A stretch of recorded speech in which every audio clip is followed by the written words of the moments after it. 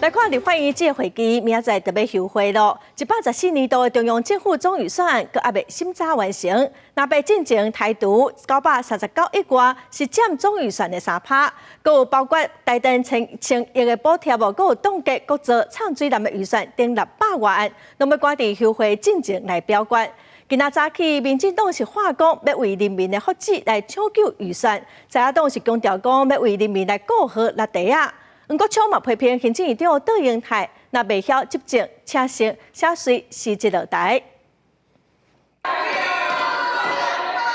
针对114年度中央政府总预算案，立法院20继续进行表决，进程通案的部分，台检的金额达到939亿7500万，占总预算的3%。其他国别委员提案大约是600多案，是要赶伫2日休会进程完成。他们各部会删的哈，包括冻结的，总共4200亿，因为冻结绝对不可能解冻的，好，3200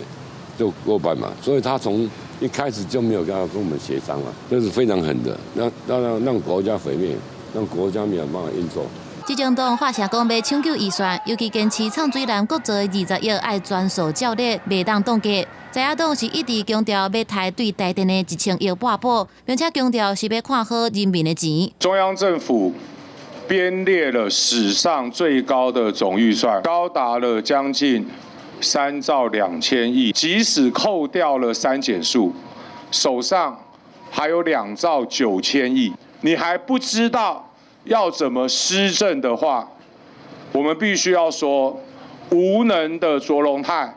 请你下台。民进党哈，你要不要去看看马斯克对政府预算做尊节？人家喊出来是要砍2兆美金呢，就要问卓荣泰，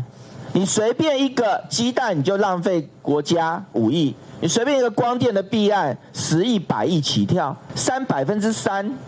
到底是怎么样让政府会关门啊？在野党认为讲，政府今年的预算编列创下历史新高，政府也无比民进党完全执政的时期较低。民进党是呼吁南北爱斟酌思考国家的风险，唔通南山台预算，落尾是会致使民众生活受到影响。